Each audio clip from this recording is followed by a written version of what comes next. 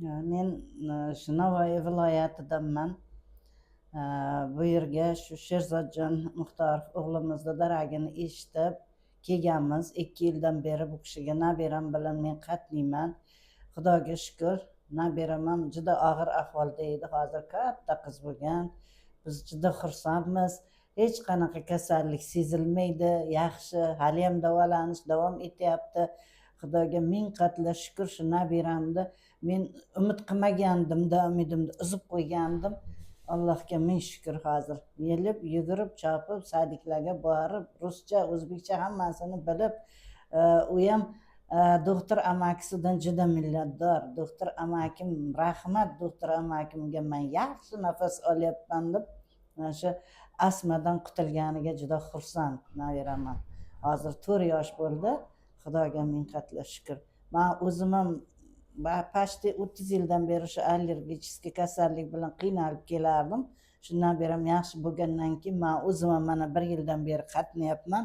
Xudoga shukur, men zinalardan chiqa olmasdim, tez yura olmasdim va bugun kerak bo'lsa hozir avtobusga yugurib yetib oldim.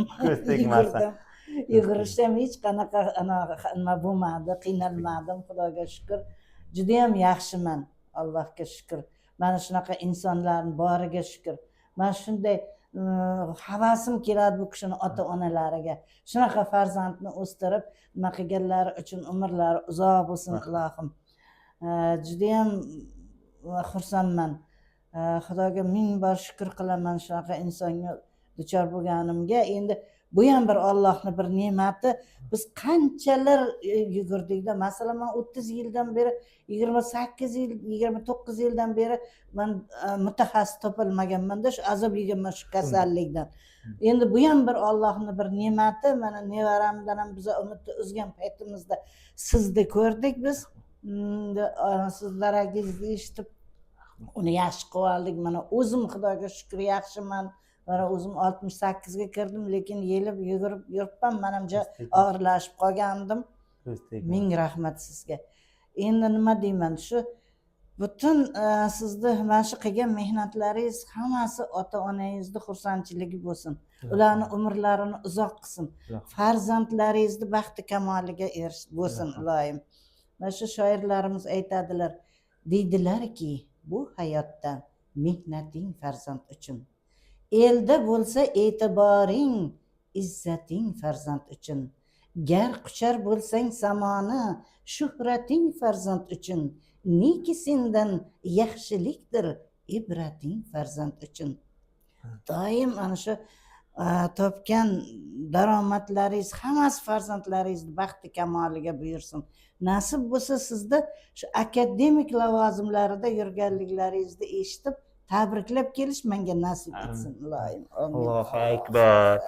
Ma'lumot o'rnida rahmat. Ma'lumot o'rnida yana bir narsani aytishim kerakki, onam 30 yil mobaynida allergologik kasalliklar bilan og'riganlari bu rost. Lekin yana bir narsa borki, bu 30 yil ichida asosan yurakka ko'plab shifokorlar urg'u berishgan. To'g'ri, allergologik kasalliklar nafas siqish, bo'g'ilish va oq balg'am ko'chishi bilan kechadi. Shu o'rinda unutmaslik kerakki, yurak kasalliklari ham birgalikda kechadi. Lekin nafas siqish, bo'g'ilishda faqatgina yurak kasalliklari emas, allergik kasalliklar haqida ham o'ylab birgalikda tekshirish kerak. Shunda biz vaqtdan yutamiz va bemorning ahvoli yanada yaxshilanadi. Holati yaxshilanadi. Harakat cheklanishlari yo'q bo'ladi.